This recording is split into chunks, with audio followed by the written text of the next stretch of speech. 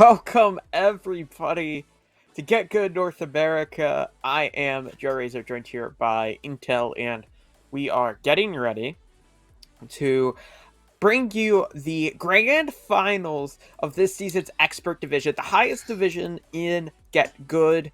And it's finally all culminated here into this one final match of the season. And I mean, I'm very excited. I gotta say, I'm a little bit more upset. This is going to be the last stream of the season, so the Grand Finals NA Expert is going to be one that it's going to be beautiful. I absolutely think I'm very excited to see PR Icarus versus Char, because I've never been able to pronounce their name right. I apologize. You just do it without hesitation. Either way, both of these teams and their rosters. We went over this last time we casted. We spent like 20 minutes during a break discussing how to properly pronounce it, and I just forgot it. Don't worry about it. It took you 3 weeks to forget it. Listen, yes. Either way, both of these teams and their rosters, they've been knowing each other for a very long time. They've had opportunities to conflict, but now at the end, and a best of 4. This is where they finally have to be able to meet up with each other. Obviously, there are some players that you may be able to recognize, such as Lich, Eevee, Nevermind, who have been very good. Same with Super B, Asu, and like Speedy, as well as like Septa, who's a personal favorite of mine solely because I live in Philly, so a Septa bus is what you ride. Yeah. But yeah, they're definitely good rosters from both ends. Like you mentioned, Charybdis and Icarus. Charybdis has been very dominant so far this season, putting on great performance after great performance, and has considerably looked like to be the top dog here in Expert. But I definitely think we could see a decent performance from Icarus. They've looked really good when it comes to the individual aspect, which is what you would expect from a division like this. But they're also just a pretty well put together team, all things considered.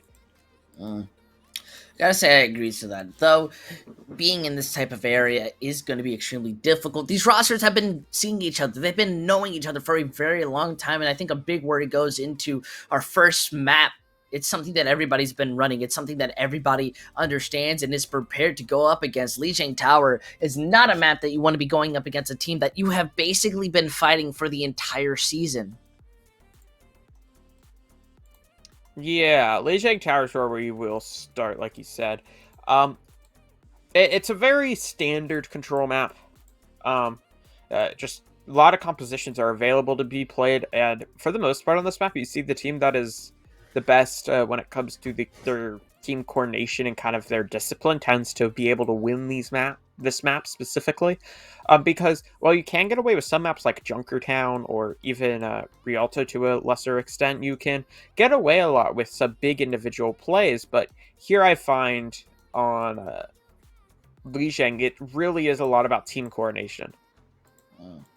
I definitely would have to agree. Everything is so close quarters and so compact that it can be a big problem if you're playing so split out. Your team being able to coordinate so quickly, it's what's going to define a lot of how these fights take place. Being out here in this wide open, this is still more favorable to a dive. One of the better maps to have your early start, and nothing you have to truly stress over these teams. Taking different variations, though, we're already seeing Icarus more favorable to that just specific dive composition. Not looking like a shadow dive more of it, but we may see Ult try to switch over to that Sombra after using that TP, while Char, because I will never be able to remember their name properly, even though you just told me, are going over with the Wrecking Ball comp, which is absolutely amazing at times, especially if you understand how you're going to be playing it. Yeah, so ball comp here versus what appears to be a 6-man, but no Sombra, so pretty wacky variation of the 6-man. While the other side, like you said, is going to be this ball comp. As you can see, Icarus, they're going to go aggressive right across the bridge here, trying to collapse on that Zenyatta, who manages to make it out without a scratch, but the Sombra, not so luckily. Neptune does not have his translocator put into a usable position, ends up dropping. A little bit more of an unfortunate match. You really need that Sombra to stay up, and even while they're wanting to contest this point, it's the dive. It's so good at isolation and capturing. There's just not much that you're going to be able to do if you're not kind of protecting your own team from these variations. Yeah, I definitely would have to agree with you. Very aggressive play, though, coming out from Icarus, going across from White Room to try to meet them early, and they're going to use Coalescence on top of that, hunting the Zenyatta. Point is being capped up, though, from Charybdis. You'll see somebody go back to touch it. I believe that was the Tracer. And this Coalescence from a Kiwi is in such a beautiful position to manage to take down the supports. It's an absolute aggression, and that's what basically they should be working off on. Though we are seeing them wanting to defend and, well, try to mess around, I don't really see much coming out of the Wrecking Ball comp. They're not really being able to play it through its strength. Icarus are just so fast. Yeah, Icarus are really playing very aggressive there. Transcendence has to be forced out for Speedy. Not gonna be too bad. Great stick onto him. Razor pick. Finding some good value there. Takes down the Zenyatta. Hackham's throwing a Lich. That's a 2K from Super B. What a pulse bomb there to take down the support line. The Diva Bomb buys a lot of space, and it results in a frag as well. He was gonna pop this Primal Rage to try to clutch this up. Manages to find the Wrecking Ball and forces out the recall as well. Going very aggressive, but Scud needs to jump back to point. Just barely going to be able to escape out of that. If Eevee had missed that jump, it possibly could have resulted in the death, but that's all theoretical. Either way, their aggression is not allowing their opponents to be able to do anything when it comes to just playing the game. They've barely been able to kind of make up their ultimates, and look at that, already an amazing start to the fight. Yeah, and that 80% Charybdis, they need to either back out or engage in a 4v6 here, as this is inching closer and closer to an Icarus win. They're watching out for each other. 90% truly uncontested at this point. Lich having the Death Blossom is going to be a big ultimate to start setting up. I haven't really seen Char do too much, and look at this, wants another engagement. Yeah, tag comes through from the Tracer around the side, as we see a swap from Neptune onto the Cole Cassidy. As you can see, the Tracer 1v1 is being sought out there and is won by side of Icarus. D-Mac comes through, and then there's the Death Blossom as the cherry on top. Charybdis kind of got dominated there on this opening point. So definitely hurt to see that happen. I just think the way they were playing their composition did not work the way they wanted to. It's a very kind of idea. I think the idea goes behind it is playing very split, playing very open, setting yourself up to have that Wrecking Ball dive. But the big problem came in is that Icarus never gave you that opportunity. They just immediately, the moment they saw your team walk out of that spawn room, would dive in, use that bubble, use all the resources that they could, immediately win that fight. So when moving out into this next one, that aggression is going to be absolutely necessary. We're seeing them wanting to walk into server rooms, and well, it's all about who's going to be able to get that first pick. The Sigma, though, debatably has a weaker chance. We're just going to have to see how this turns out. Yeah. So, Brawl v Brawl here. Symmetra TP allows Charybdis to get up a lot closer. Once again, though, it's going to be a Tracer pick from Icarus. Seems to really like that so far. Wonder if they will stick to it. And Icarus have a really good hold so far. Charybdis are kind of locked out. They're going to TP on the point, though. So they will manage to surpass the defense for now, but then immediately get blowed up there. Icarus, with some great target focus, absolutely cause an implosion of the Charybdis members. First cap goes their way. They spelt their own doom, and there's nothing you can do about that. That TP gave Lich so much room to start shooting them, when before it was just really hitting those shields, and it was a big problem. The Tracers aren't really that much of an issue. I think Ultimate is more there to kind of be a hassle. Yeah, I'm using a swap on the Tracer for Super B there, as a lot of players falling low on Icarus. They managed to back out, though. Tracer duel kind of happening on the point here. Ultimate does not have to use his recall, but Super B not so lucky there. You see very aggressive play coming through from Lich. Nearly gets caught out with that flashbang, manages to evade. For now, Kiwi is the one to drop, though. Shatter is dropped. Knocks down many members of Charybdis, and they're on their back foot. It's going to be Icarus holding on to the objective. They managed to just, again, push forward. They're not really scared of anything. I think they're more worried about keeping themselves up. Eevee, though, not really kind of carry. Almost goes down, but is basically fine. They now have ultimates if they truly fear against Char. Yeah, 100%. As they are heading in. The Riptide comes out from Lich. Looking to see if we can find him, but he might go down the Tracer here. And does not actually do so, as the Riptide just managed to find what Soupy takes him down quite late. And it does not really matter, so Icarus, one fight territory, and they're going to be able to stagger this baby D.Va out.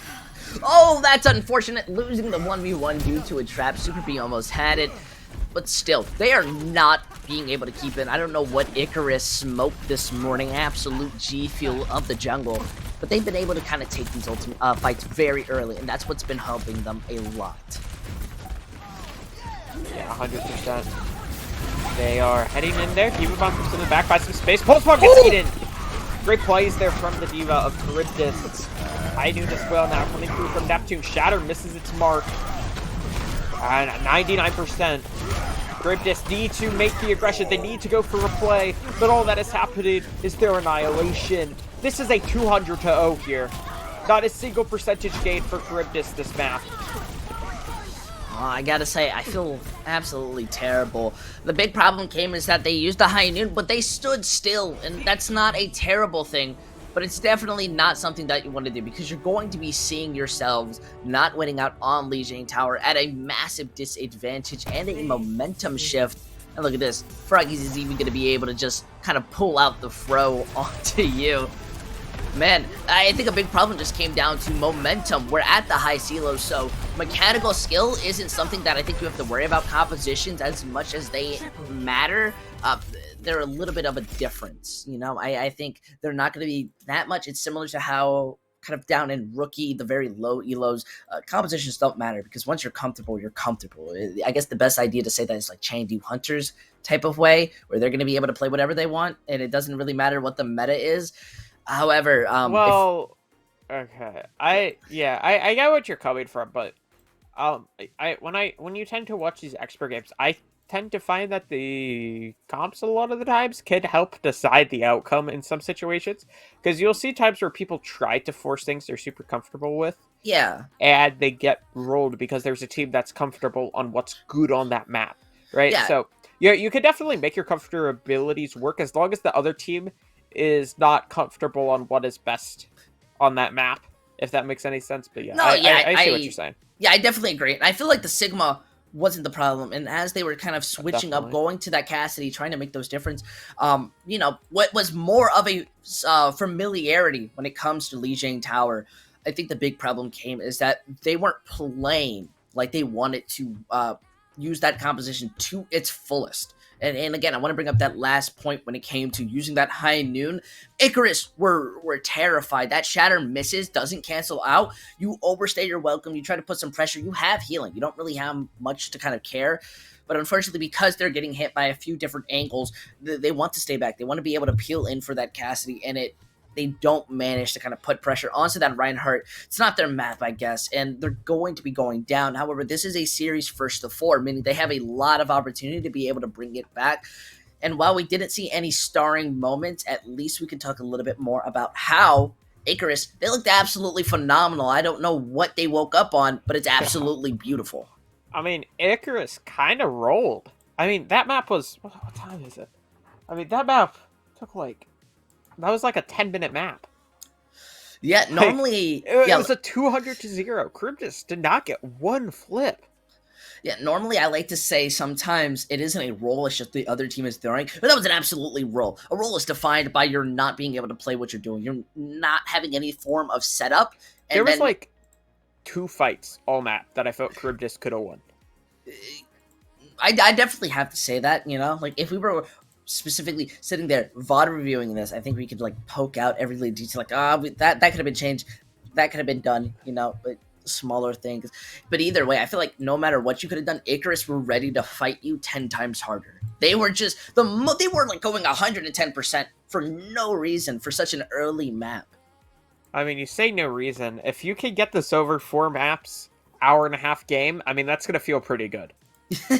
Like, if you could get this game done quickly, I mean, that's everybody's dream. I mean, of course you like dream about the big clutch scenarios and stuff as a player, but if you're able, I mean, if you ask any player, of course they just want a quick 4-0, go home and win it like that. So I think Charybdis they're definitely not out of it. They're a great team, and I think they could find a way to answer back here, but I think it's going to need to be more niche picks on some very specific map picks, because when you are playing, if you play into what Icarus wants to do, it looks like Icarus might just roll. I definitely can't say that, like, you're wrong in that sense. Also, I the more I'm thinking about it, I think I recognize Evi. I may actually know them, but unless they DM me, I'll never remember. Though they are going to be taking this opportunity to figure out who's going in this next map, possibly any switches.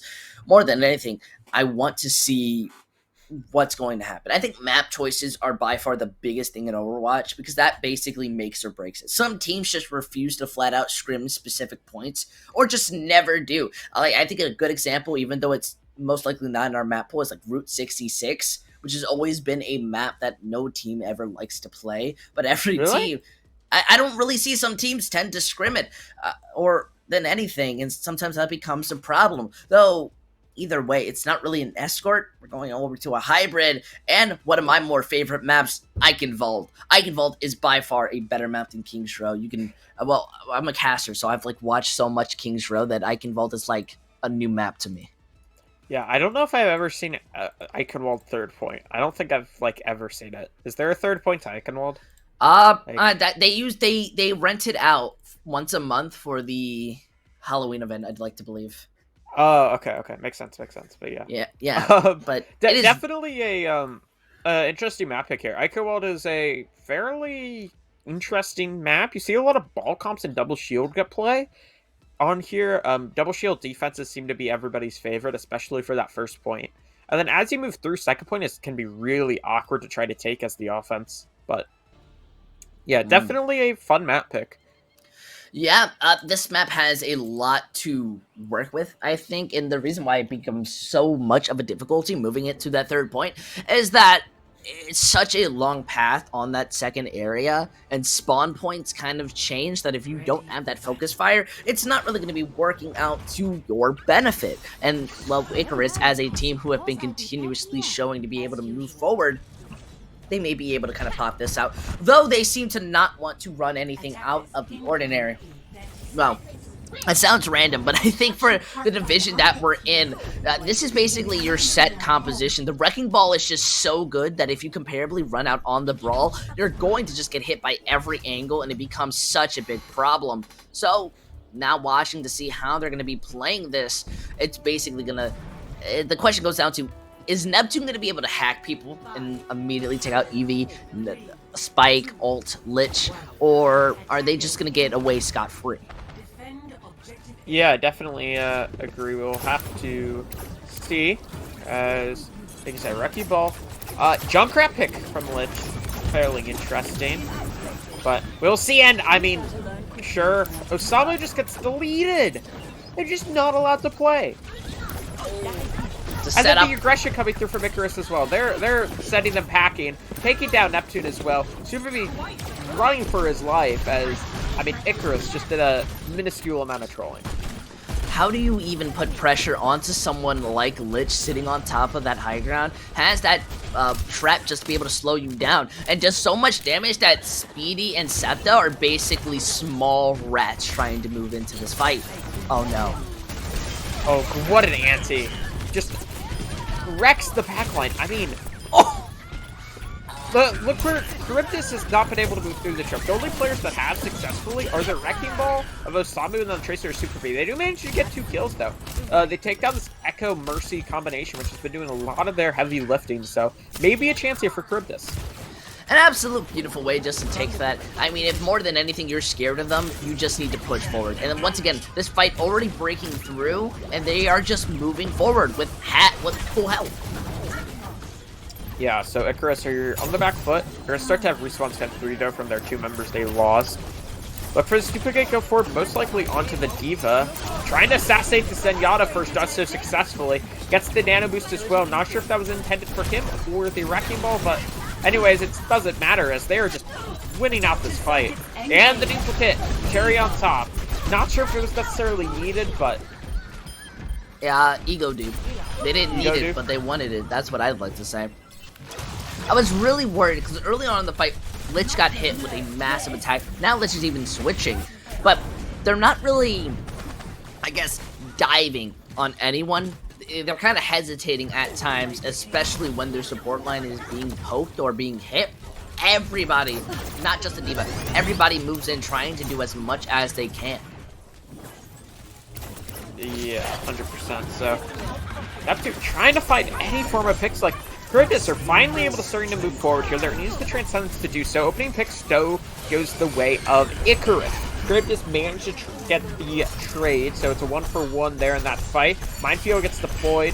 Trying to kill down this Brigitte is Eevee, but just denied of the opportunity to do so.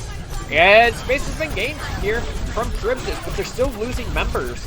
And that looked like their best fight so far, but still, Charybdis were by far and away kind of not really any chance. They commit the rally though, and they don't. So maybe they still feel like there is a chance. Oh, but yikes. Yeah, that's not gonna be working out too well, more importantly, because now they're at a massive disadvantage, yet still taking the fight.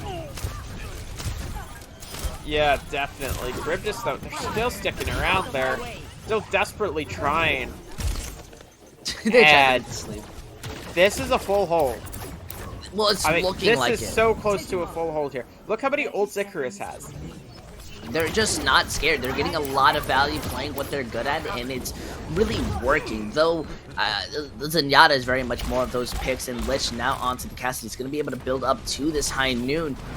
This fight's already taking off. Yeah, fight is going underway there.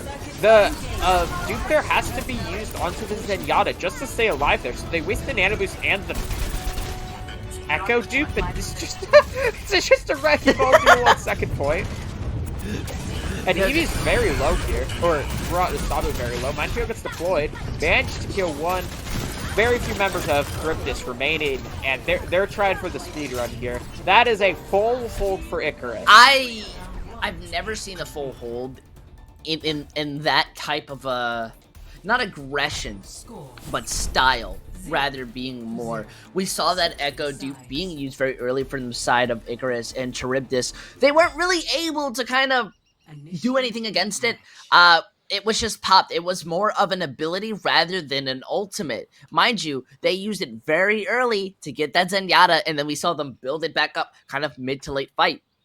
No longer are they being able, well, saying no longer, it kind of implies that they were able to do it at the beginning, but Charybdis are not being able to do anything, and they're kind of scrambling. We did see them get that nice fight where they got a couple picks, but then the Brig gets pooped off the map, and while using the rally, that's not good. That is not good in any definition of the word good.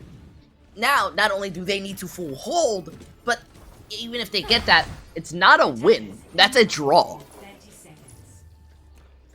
Yeah, they're looking at a draw. They're trying to pull a Detroit Lions today.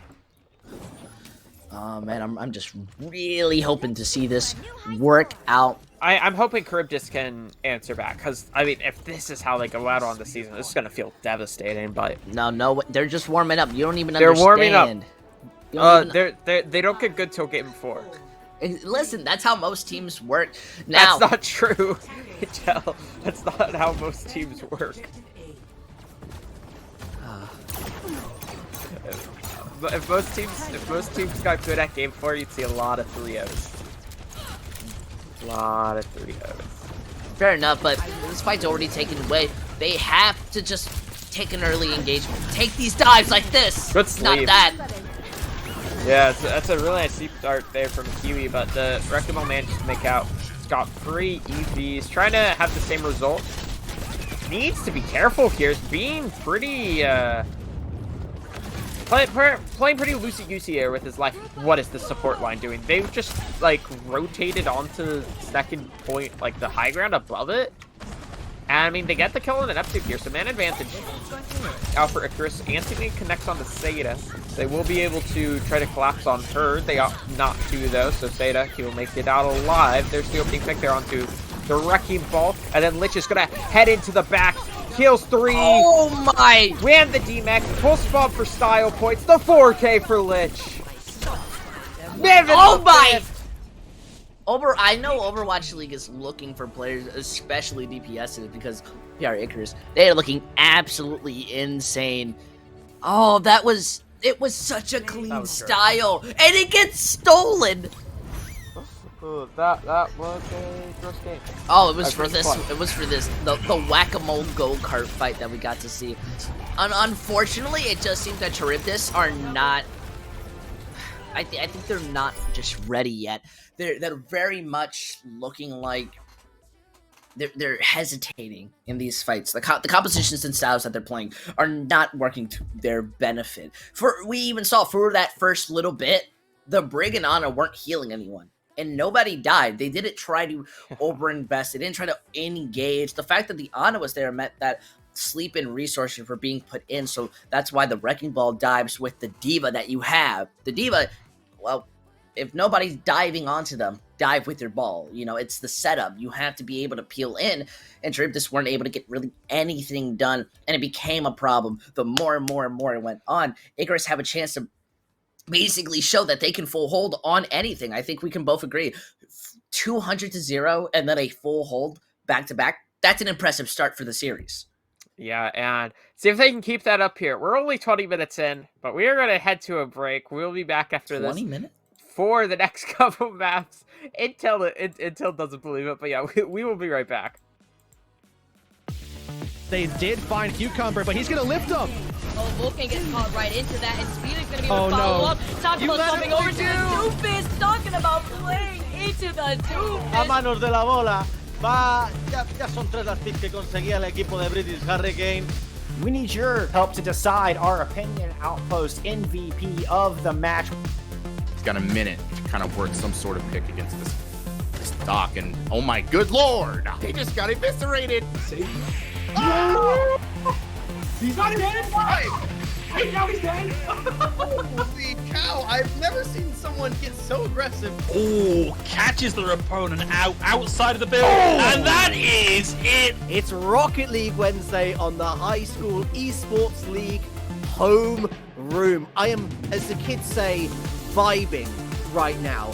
This is just fumes for them, while Pharaoh rips shot after shot after shot of the back then. Good wall towards site, but it's already been broken, so they can't even get that spike down trustedly.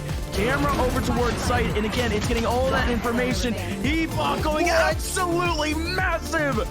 Here in this map number 4 season, up on championship point, being up 2-1. Nifty dropped down to 19 HP. Joker with his M13 in hand is just trying to hold the angles.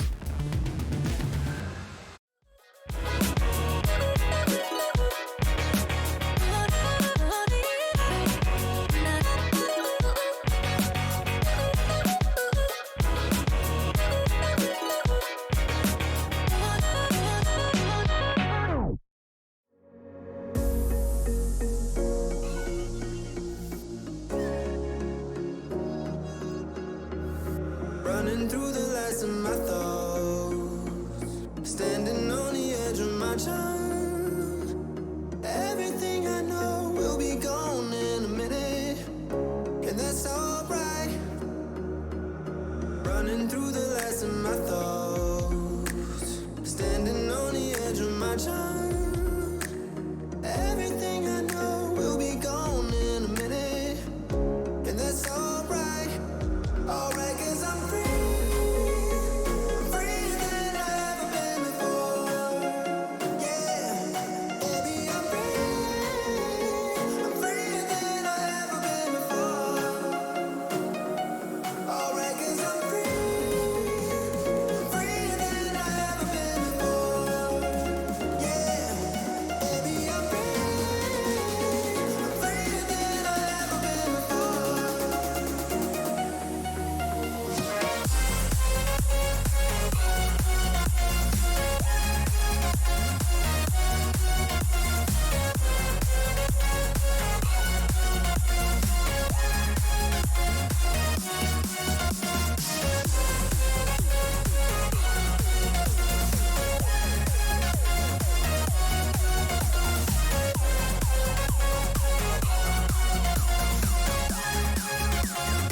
Healing that was coming up from them, and then the Ana goes down after that, and it was just quick cleanup Resignations and Witty Wave really clutching out in the DPS department for SM, and they've got first capture crossing 15%. Ultimate's coming up online already. You're going to have Deadeye, and look, we've got Grab Dragons available for that test.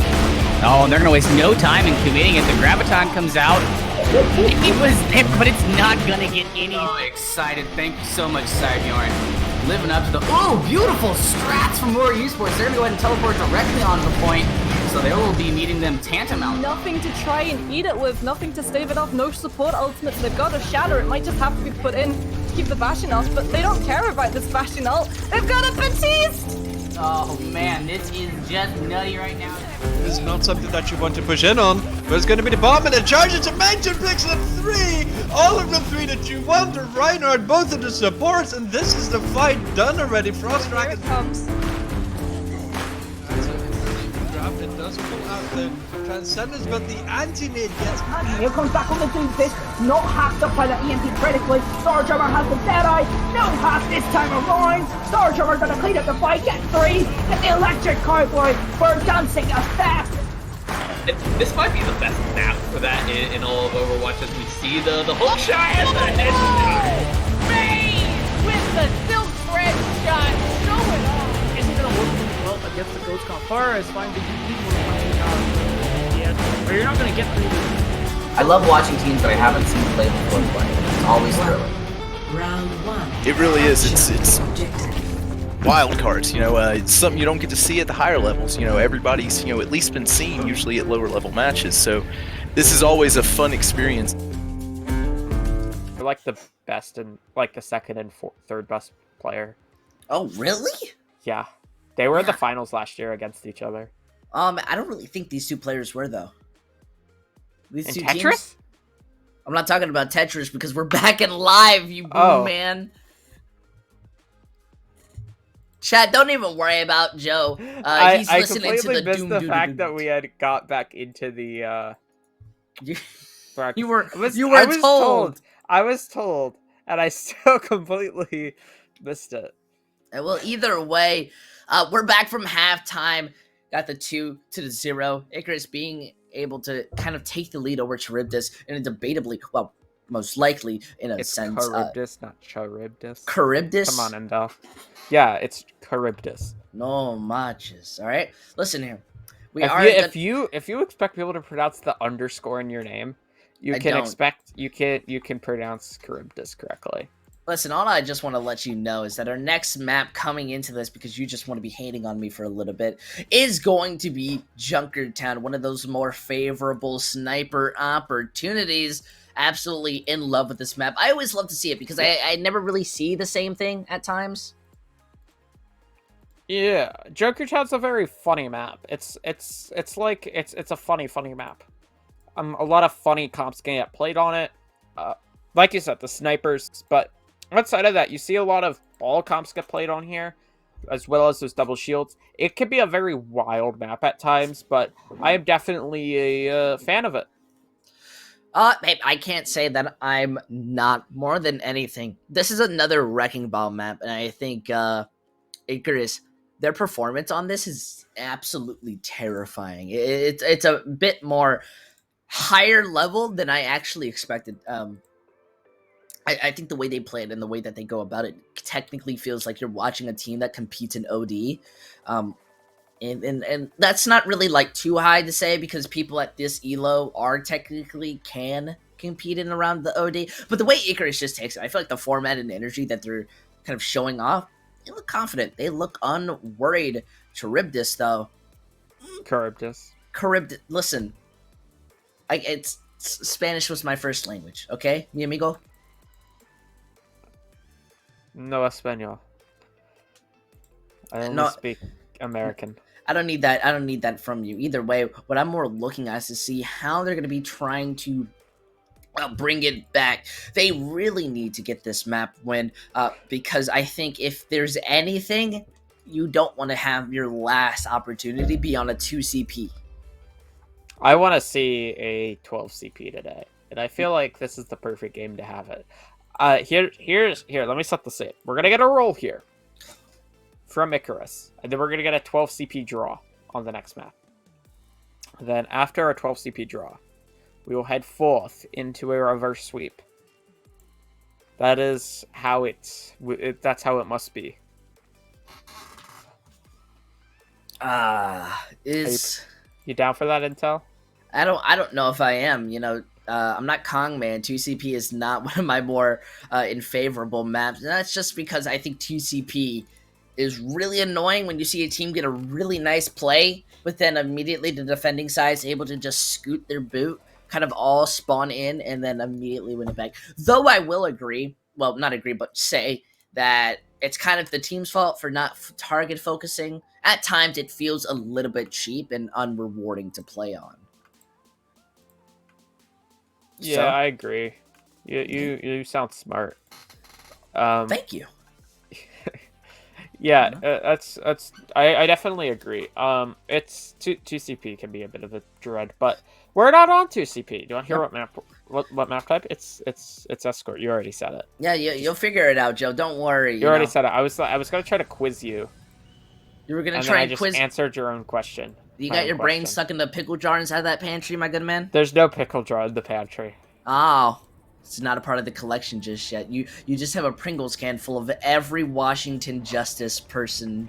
Yeah, everybody except Rhea. I got the coaches there too, except Supreme, because Supreme refuses to do signings. Actually? Yeah, he refuses to do signings.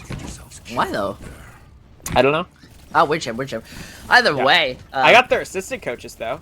Oh, massive. Yeah, at least you get that. We are looking at what was more expected, though no double shield. It is a very popular composition, mostly due to the fact that you can slow down the Wrecking Ball comp, and especially at time, you can absolutely break it. Ultimate still trying to hit the same thing, though the moment that we eventually get off of them, they're going to hit it.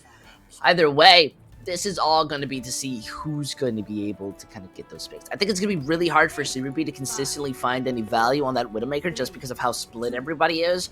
Even if they're more opened up, they're going to be paying attention to where you're sitting at every single moment. Yeah, I definitely agree. It's going to be tough for Cerebi to be able to find value. And also when you're playing into this Tracer, it might be a slog. This may be a tough one for Cerebi to be able to find too much value, but we will see. See Neptune trying to chase down this opposition's Tracer there. It's going to be the Wrecking Ball of Osama who's actually the first to fall there. Gets caught out playing too aggressive in that Mega Health Pack room. And that's going to stall out Charybdis for a moment. They're taking their time. They're really looking for these big openings, but they're not making any openings. They're just getting hit by so much damage that this choke point's becoming an impenetrable castle. Yeah, they're just getting stalled out there. Good pick, though, from Ultimate on the Super B, takes him down. And you see Charybdis, they're just not able to get the cart moving here. They're just stuck at 40 meters. Losing a player, wait for them to respawn. Lose another player, wait for them to respawn. This is just a never-ending cycle, it appears. And you can see Ultimate's try to continue that cycle. And then they collapse on this grouping of Charybdis playing by the coast. Kill two of them, looking for a third. Osami does manage to trade. He finds two. Out of nowhere, Pulse Bomb though connects onto Speedy to get a to help calm things down for just a moment. I mean, that's an equal trade. It's not the worst thing in the world, and eventually you're gonna kind of take out almost. What an accretion! I have to agree. That peel was absolutely insane. Now they're at a massive disadvantage. Yeah, Charybdis. They had a window of opportunity, and they seem to have squandered it. Good Wrecking Ball play, forces Spike off the high ground. Here he is growing ever closer to this Ravidic Flux. No real ultimates have been built up for Charybdis quite yet. Only really had Transcendence to counter it. And you can see Transcendence from Icarus comes out. And with that, they're going to push the aggression here. Take down 4, make it a 5th. Looking to try to grab that Tracer on the exit, but does not even matter. My goodness. If there's any reason why to compete in GitGud, it's definitely to go up against teams like this, especially if you want to kind of compete in OD and other kind of tournaments. This is that better practice. Icarus, though, building up these ultimates. They may lose one, but they're going to be looking for another. Yeah, they take out Osamu, who is, I mean, losing your tank is not what you want to see. Transcendence comes out, managed to get 1 accretion, misses on the Gravitic block, so does manage to come through, but just gets killed. Oh the Pulse stick, though. Ultimate tried to keep his teammates in this, he kills 2. How in God's name? And he's looking for the Brigide as well, but he gets caught out. He has 2 HP. He's juking. He's dodging. He recalls. Oh! Finally goes down. Oh my gosh. Absolute Scooby-Doo moments. I'd say they were smurfing. However, they are not looking good when it comes to this defense. Yeah, they should be pushed back for a moment. You're going to see the Grenadic Flux come through. I believe it hit 1 target. No kill off the back of it. High Noon's going to buy some space. And the kill as Kiwi does go down. Wrecking Ball of Eevee. Maybe a bit too much hubris on the play he went for there. Ends up falling because of it. Mike, though, manages to get a trade. Mike finds 2 players still in this for Icarus. Excuse me? And then Sigma carry. He says Sugma. What's Sugma? You don't want to know. No, look, the Brigida and Wrecking Ball, they come back. They're able to heal. Yeah, the Brigand and Wrecking Ball, like you said, have returned. So you have a lot of players now for Icarus. And, I mean, Charybdis just gets sent back. It's overtime. Don't let yourselves get full hold. Build those ultimates and play to your aggression. Oh no! You hate to see it there. Opening pickup. What a stick. Ultimate. Absolutely dominated. And this is a full hold once again. Icarus. Oh my gosh. I'm absolutely lost for words. That visor could have been absolutely insane. Unfortunately, though, it just seems that Icarus are ready to counter you at any point. They really didn't try to increase that fight's pace. They were doing well when they got those picks, especially when Icarus were trying to go a little bit too eager. They got punished a lot, especially Alt, who was like trying to get those really cool style points from before, but then gets punished for it, especially from the Brigida. So they did not try to collect. It's the same issue going over and over and over again because it's the same composition, and that's what we need to be focusing on. Osamu needs to be telling everyone, hey, move up. Moss is 1v1ing Spike and it is not winning that out or focusing somebody else like the Brigida who can get killed by that Sigma very easily. If you're not collapsing onto the same target with this type of composition, you're really not going to get too much done. As we saw, you have a comp that's all about damage. You have the Brigida for that self-sustain. Zenyatta's Discord is an extremely strong ability, and yet you don't really get much room out of it. Not even those stuns from the Cassidy were able to slow people down. They just have to do their best to hold once more, or else it's going to be a 3-0. Yeah, this is Charybdis are on the back foot, up against the ropes. Need to try to find a play to keep this winnable. Here should be starting the Widow once again. Some pull this off on the attack. Did not work to his favor, really. But we will see what he's able to do here, as you can see how much respect Charybdis is showing them. Look how much space they're providing to Icarus. It's very much a lot, as this fight is mostly being proposed. Cerubi is also not taking any aggression. Notice how every time we see them, they're behind that point, waiting for the enemy team to walk in, and look how much time they gave them and what they did with it. Yeah, I mean, ultimate. I mean, this has been a Tracer performance for the ages here, and he continues it as he takes down the support line. Oh, I think it's a bit of teabagging there from a Kiwi. Toxic. Reported, banned by ESIC. Lich, though, nearly goes down there. Neptune not able to take him. Oh! He's tried his best to stay alive. Bit of a whiff there from Lich, gives him a second chance at life. Yeah, they have to do their best to try to solve this out, but that is a massive ult disadvantage and ability. This mines could be massive, but the issue is that, well, they haven't been getting much out of them. Yeah, you see Wrecking Ball of Osama. He's falling so low, goes down as well. 2 kills, though, from the defense. Charybdis trying to keep themselves into this. Pulse Bob this time does miss from ultimate. Has to fall back for just a moment here. So this is looking like Charybdis have finally managed to stabilize. The respawns were just a bit more in the favor, as well as Icarus kind of split their focus for a tiny second. They were really just trying to just get any value. Same with Eevee, kind of leaving the fight. You really need your Wrecking Ball to be there. They still have 2 minutes, and they are very close to capping this. As long as they don't get heavily staggered in a couple seconds, they're going to be perfectly fine. Oh. Oh no! I Osamu's- didn't mean for the other team. Though Lich being gone may be able to help. It matters on how this mines are going to be used. Mines is all about controlling and seeing if you can burst them down, and they are ready to do so. Yeah, Flux comes through. Oh, that's a good Flux! And Oh! the anti-nade was on to Super B, so he goes down even though the Transcendence was there. Quite tragic. Man advantage out for the attack, trying to capitalize off the back. The Sigma is buying his time on the cart, but I don't know for how much longer Zeptu goes down. Ultimate continuing his dominance of this match, has to recall to stay alive. Pulsar's gonna miss the target.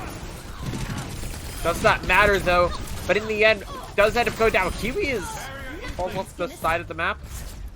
Okay, sure. Icarus though. Another. This could We've been possibly, here for 40 minutes. And it's 3-0. This could possibly be one of the most dominant performances so far within GitGud history. And I say possibly because I don't remember everything that happens in GitGud. I have a short You've brain. not watched every GitGud match ever. I have, but I don't remember everything. The problem that came to that last fight is we did not see them work as a unit. Zen was hiding in a small kind of corridor, and yes, that's understandable. The enemy team is pushing into you. You know, I get why that is. And Brig's trying to work with the Sigma, but Brig is hitting the air 100%, not trying to just push and give that room. What is a Sigma going to do against a Brigitte? Throw that secretion? Okay, you throw secretion. You have a Sigma right next to you. The Wrecking Ball is somewhere else, and the rest of the team's not really worried about you. They had a long time to try to bring that back and look for those ult charge, but they're not really taking a lot of optimal routes or abilities, especially when they lose that Wrecking Ball very early, and that Wrecking Ball has to come back and then find a target to engage on, which you should already be setting up for, is a massive problem. Now you have to try and bring this to a victory on 2CP, which is the hardest map to bring your comeback on. Though, not to toot my own horn, I actually had a reverse sweep one time that started because of 2CP, so maybe I'm just better than the average player. I remember there was this game, I believe it was in League 0 I casted, and it was a 6-mappa, and it was a reverse sweep, and it started on 2CP. They drew 2CP. They reverse sweeped off of that. So, you know, I'll give you that. You know, I think 2CP can be a momentum switcher, but it's really hard, and that's just because 2CP is a very difficult map, especially if you start on something like Hanamura. Volskaya is one of those more interesting ones, and then Temple of Anubis, I think, is like one of those dead 50-50s that you can be the worst team, but with a better composition, you win out on.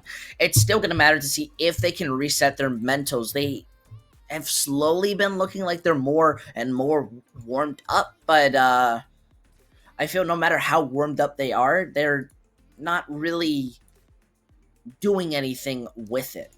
They're not cleaning executions. They're not really playing the game. They're more of just looking like they're setting up and trying to scrim. As rude as that sounds, it's a bit more of like an honest kind of observation. Yeah, Icarus they just look better. They really do just look better. I don't really know what I would do if you're Charybdis. They just look like they're being outclassed. Yeah, I maybe try to run some more team-oriented comps. Like maybe try to run a lot of Brawl, maybe. Yeah, Try to go towards some 6-man. I just feel like these ball comps they've ran them essentially all day. And they've just been beat down by Icarus. Yeah, I think when you're playing against a team that is playing so much faster than you, your entire composition has to just kind of revolve around destroying what makes them good.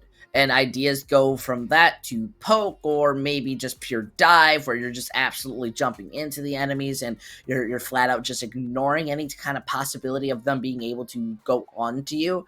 Or even bunker, which works well with kind of staying in one spot and thriving off of it. However, they're basically going for very close mirrors, and those mirrors aren't really working out if you're not playing better than them. I think there are very, very only specific compositions where you can mirror, change your playstyle, and beat them because of it. Wrecking Ball is not one of them. Yeah, I definitely agree. Yeah. We have our next map pick though. Oh no. It has finally come through. It's gonna be Anubis. The 50 chance. Oh no. This map. Temple of Anubis. I love Temple of Anubis. I think it's better than Hanamura. And that's because this map very much more benefits on team coordination and focus. If you're able to work as a unit and you're able to look at the same target and you all actually shoot them instead of just saying, I was on them, what were you doing? But you turned around I because forgot you how saw to make someone... finger guns for a second. The pantry is just I taking tried over to go like this and make a finger gun.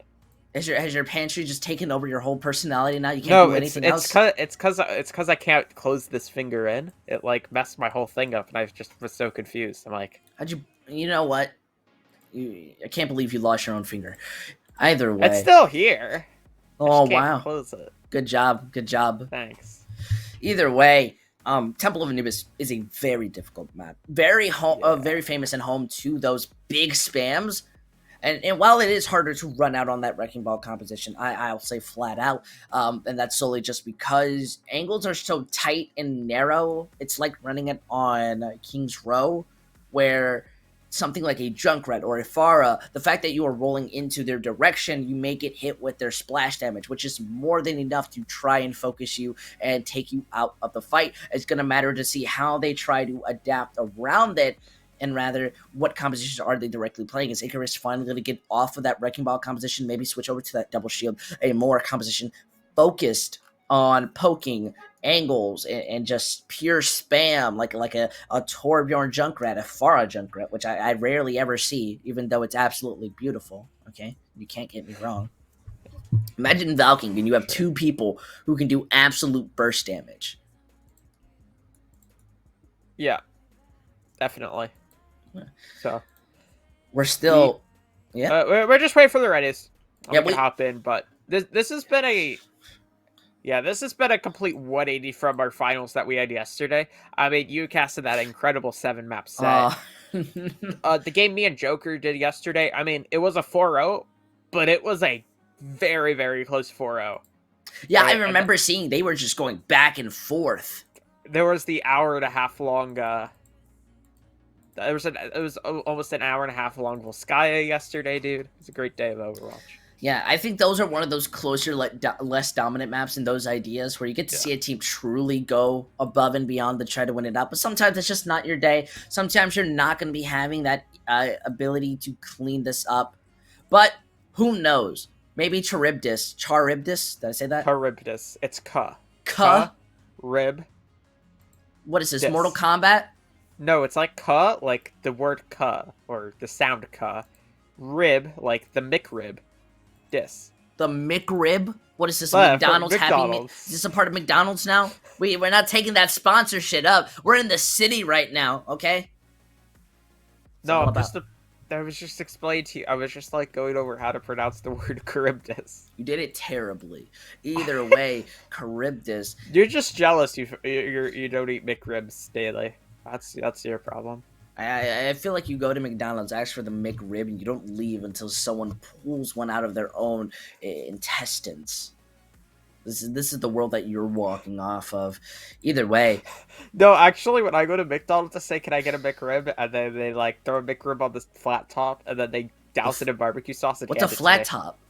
Like a flat top grill. Do you not like a flat top? It's a grill is a grill. You're gonna get cooked. You're getting grilled regardless. Because you have flat tops, which are like flat tops that have heat that come up into them through like electricity normally. And then you have a grill, which is a flame. Grills can have electricity? Why do we sit outside then and do it with charcoal? What's the point of that? Because the grill that's a flat top uses electricity. It's not as good. Yeah, okay, to explain to Exis, our producer. So you have the grills that have like the grates in them, and then there's a flame. And then you have a flat top, which is a flat top, which is no flame, and it's just heat. Then it's just heat? They're just getting warmed up Oh my There god, are I'm going tiny crazy. people in there hugging each other, trying to just keep that warmth. Where do you think that heat's coming from? No. Huh? A flat. Okay, so like a You flat think top is a Anubis complete. is coming down? You know how a grill has grill bars on it, and there's a grill with different metal bars, right? Right, Intel? Yes. Okay, Yeah. and then you have the flat top, which is a flat metal sheet. There is no holes in it. Mm-hmm. It's a flat metal sheet. That's what a flat top is. Okay. I'm like half your age, Intel, and you don't know what this is. Yes, because I don't sit down there, and I'm still sort of confused because I don't understand the idea of calling Have you a never grill watched flat. a cooking show in your life? I watch Gordon Ramsay. I've watched every season of Hell's Kitchen. Not to brag, but I've watched every season of Hell's Kitchen. And you know, in the kitchen, they have the grill that has the a lot flame, of fire. right? Yeah. Like that's the normal stovetop that people that have are like think they're wealthy have. Yeah. Right? Thank God. We're going That have in. flames. And then you have flat tops, which there is no where it's just flat metal. Mm-hmm. And you use that to cook to like heat up water and stuff. We're still going And- with this? Yeah, I'm explaining to you how the fact that you don't know what a flat top is gonna make me go crazy. How do you not know what a flat top is? It's just a flat piece of metal. Dude, I'm posting with the Listen, production chat. the only thing I know about a flat top is about my ex-wife, okay? I don't want to hear about it. We are looking at a more... Don't worry, problem. Alright, it's all about the transitions. That's what I've been working on throughout my entire life. We are seeing Icarus. They are playing that double bubble. That composition is going to work very well, and it's high resource intensive. A little bit more worried to see kind of this idea go out. I think it's a really hard composition to run, but it's absolutely really strong, especially against this Wrecking Ball. Neptune has already been showing kind of ideas of the Sombra, though not getting too much room off of it, especially from Junkertown. I don't see too much coming out of their dives. It's going to be really hard to get these setups up. Yeah, definitely. So they are gonna try to run the 6-man here on the, not 6-man, excuse me, just a double bubble area for Icarus. Lucio picks a bit interesting though. They're already getting set up. Charybdis, they look to be kind of just poking out Neptune. Front laning as Sombra is not going to turn out well in any room. Yeah, so you're gonna see a Sombra trying to make a play here on the Wrecking Ball. Oh wow, the damage. Might end up going down here, and he does ultimate taking it down. You can see Super B has to retreat as he's being put under some pressure. And he's gonna manage to make it out. Just barely, but they didn't really get too much out of it for the amount of resources they put in. Even Speedy, during like the offset of the fight, gets picked off. Was close to that Transcendence, which I mean is the bright side. But other than that, you're not even going to be able to pick off Lich. Yeah, definitely. I mean, Lich is doing a minuscule amount of tomfoolery.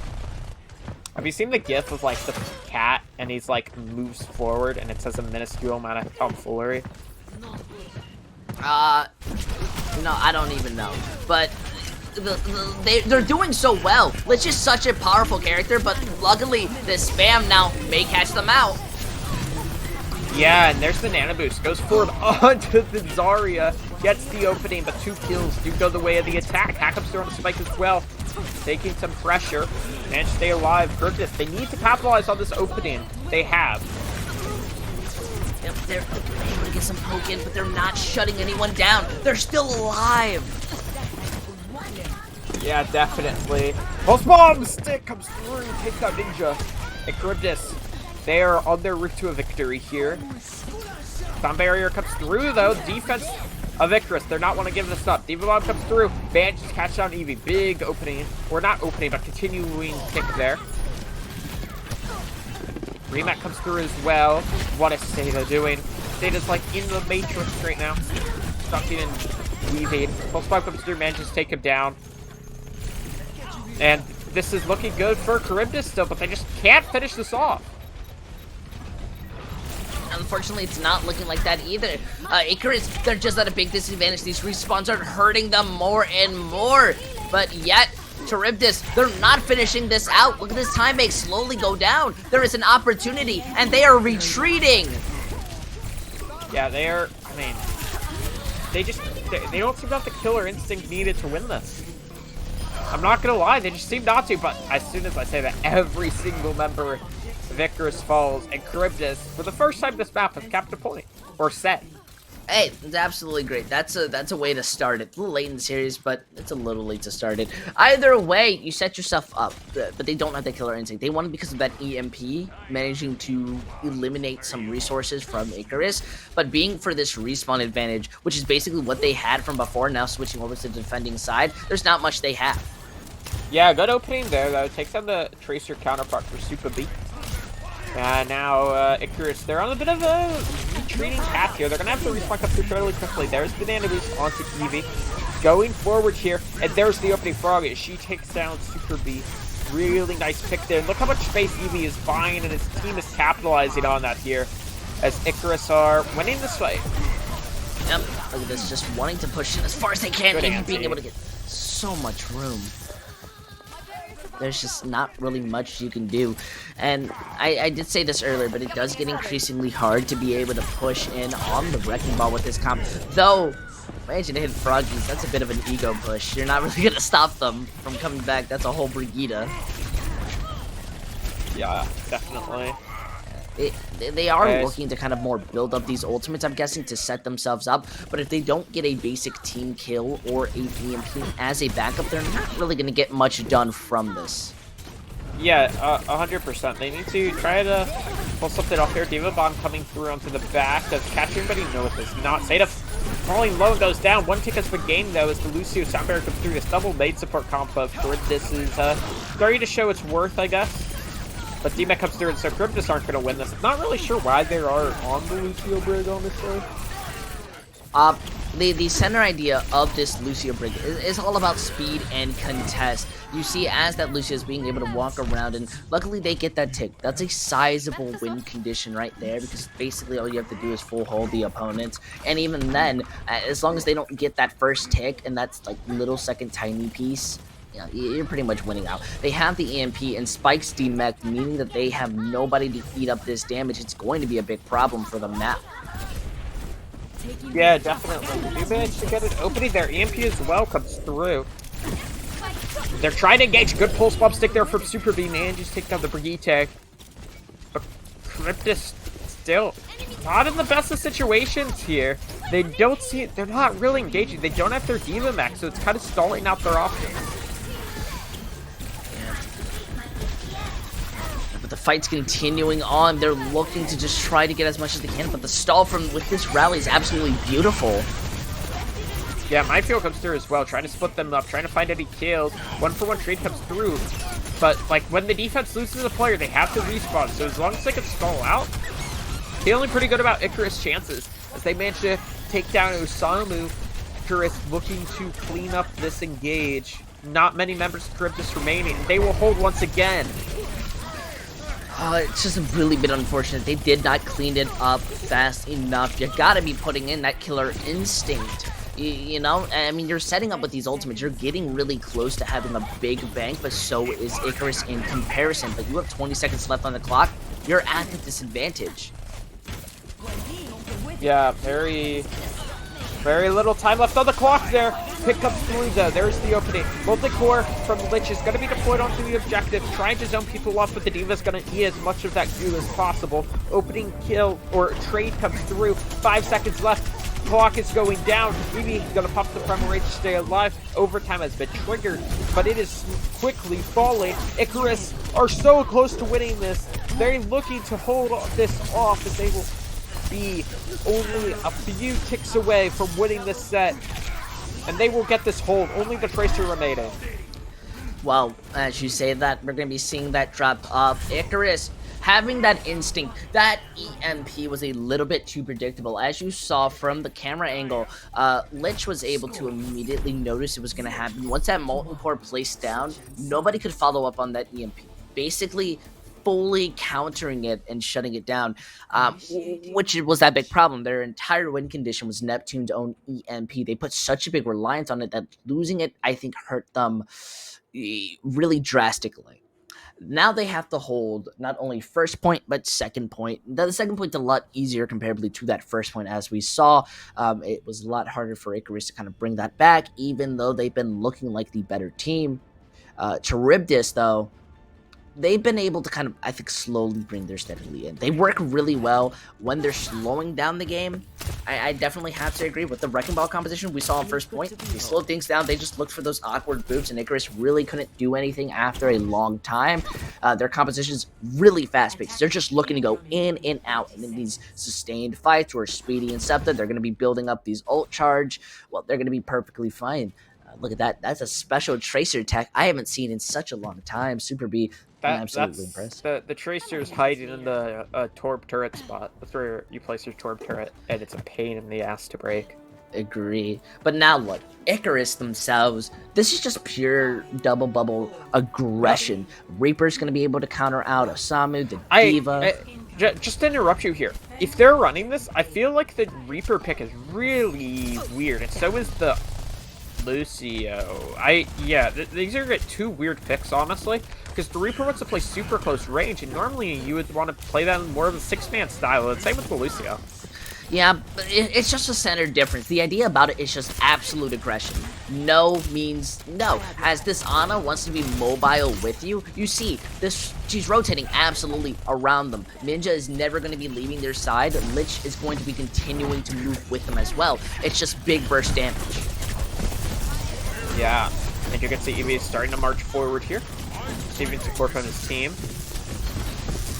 And he's going to go onto the back there, taking a lot of pressure, but he's not going to go down. No, it's going to be Super B. Lich with the opening there. A lot of pressure on the Ninja that needs to possibly hit a Sleep Dart to stay alive. This team will come back and support him. Man advantage is still for this attack. They're getting ever closer to capping up this point. D.Va tags into touch for just a moment. 2 ticks have been gained. Wrecking Ball is rejoined the fray, slams down onto the objective, doesn't do too much, as there's the Lucio and the Tracer combining. Ultimate once again showing his value here, as this is going to be Icarus with the capture of first point here. 45.2% away from winning the set. Yeah, you can see as kind of the style was very much different, and you weren't necessarily wrong on the interpretation. But the reason why it works so well is that they're not leaving anyone out for that Wrecking Ball competition to focus on. Notice how the moment Lich starts damaging in, they immediately have to retreat. Yeah, definitely. You can see good opening there. So Icarus is going to be sent packing for just a moment. Have to wait for their Zarya to rejoin. Yeah, it's this is where the kind of the more of a Moira types of fits in. They want to push in, never mind. Yeah, and I mean, there's the openings. Very aggressive play there for Charybdis, and it ends up working. They find a couple of kills. This is going to be Charybdis winning this out here. Oh, Neptune. No, I don't think you should be doing that at all. Just trying to get killed. Yeah, if Lich had just shot once, the spread would have opened it up. Neptune, though, is kind of preparing, being able to read, is looking for that early ult damage on a Zarya instead of the Monkey. Quite curious to see. It is going to be hard for them to move in as this burst damage. They have to be taking the fights like this if they want any chance to have their hopes alive. If they fight this on point, will they set themselves up to lose? I wouldn't say they set themselves up to lose, but definitely makes it harder there. Kasami goes down. That may be the opening they are looking for. Nanoboost gets deployed, so does the Sound Barrier. So many ultimates for Icarus coming through. Expect this Death Blossom to come through at any moment. It's going to be a Blossom onto the Nanohood rallied Brig, so don't expect that to die anytime soon. That's a scary statement. Nano rallying Brig. Yeah, I don't want to have to do that. But, yeah, Charybdis, they have to retreat into their spawn room for a moment. Power Drive comes through. You're going to see that 2 go down here. Charybdis, they're trying to fight back, though, with that pick on the Lich. Septa put in so much work. If Septa had died, that fight would have been over in an instant. However, with Septa being alive, also getting that peel in from Speedy, it just worked out so well. I've never seen a Brigitte manage to not only survive a grab, but then getting nanoed because a Death Blossom was there. It didn't even break the shield. They were perfectly fine. They just bursted through it. Yeah, but there's an opening. Neptune actually falls there, kind of out of nowhere, and then aggression's coming through. Pulse Bomb barely misses its target, but it's still expecting Split to go down. And there it is! Icarus, ever so closer, moving toward the victory here. Good sleep start from Ninja. Oh my gosh, Super B has been a shining player for the side. Throughout the season, goes down! That's a C9. And Icarus are your GitGud North America Season 8 champions. In a dominant fashion here, 4-0 over Charybdis. They just ended it off on a C9. That the Wrecking Ball got booped off the point. They just weren't ready to just push in. The mines were there. They were set. And yet, in the end, they weren't able to fully collapse on top of Icarus. Wow. That... It's not even 10:30. We started at around. The first map started at 9:19. I gotta say, that was a very quick match, considered a definition of a speed run. Icarus very much deserved that seeding spot. I think Charybdis, they have a lot to work on, but they necessarily don't need to feel bad. Second place is not anything to be ashamed of. Second place at the highest division. Yeah, they worked their tails off to make it here, and they deserve their spot. Otherwise, they wouldn't be there. This probably means that Charybdis is the second best GG NA team in total. Don't know about the EU teams. We would have to see there, but in North America, it probably means they're the second best because, of course, it's the highest division, so the players are the best, and so it's who knows about EU? EU teams could just be better. The British Mafia coming out, but yeah, this is. It was a great game from Icarus. I mean, at this time last night, we were 3 maps into the game. We were in getting ready for map 2. Yeah, I feel this is also a very honorable moment to kind of end the GitGud series off. Not only was this a show of just pure dominance, but it ended off with a C9. You know? Yeah. I think that's, if there's anything to end an Overwatch competition on. 2CP. Yeah, if there's anything... Maybe the last 2CP in GitGud.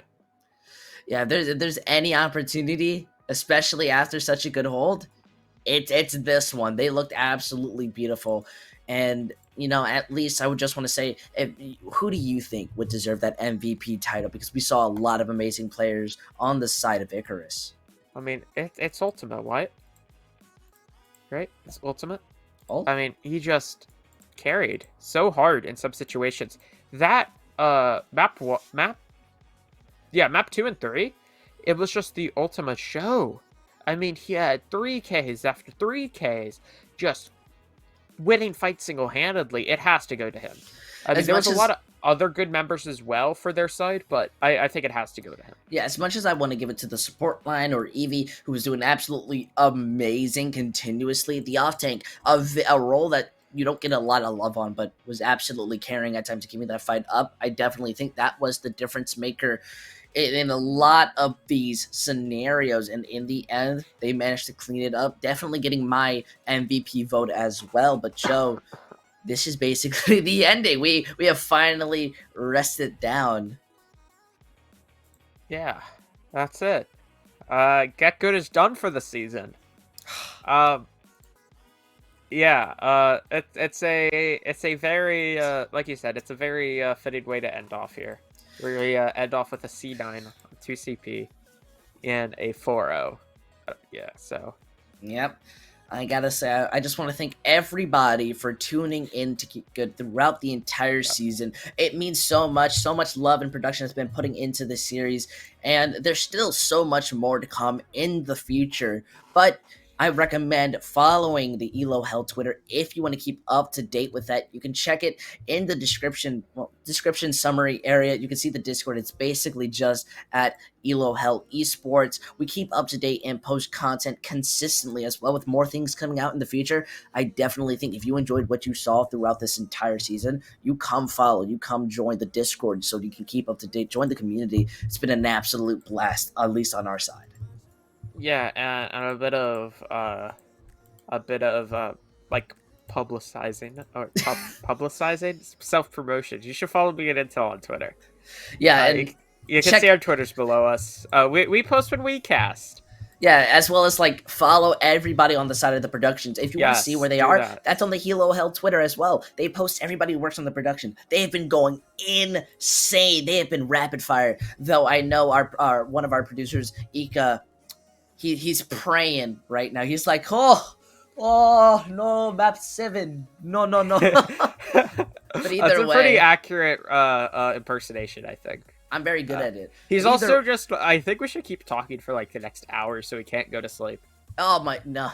I'd be yelled at after that. But either way, I will take us out here, Mr. Joe Razor, but I'd recommend Joe Razor, absolutely brilliant caster. So, we want to thank Icarus for joining us as our last match of the season. Same with Charybdis. And either way, this is the end of GitGud NA. We'll see you whenever the next time is.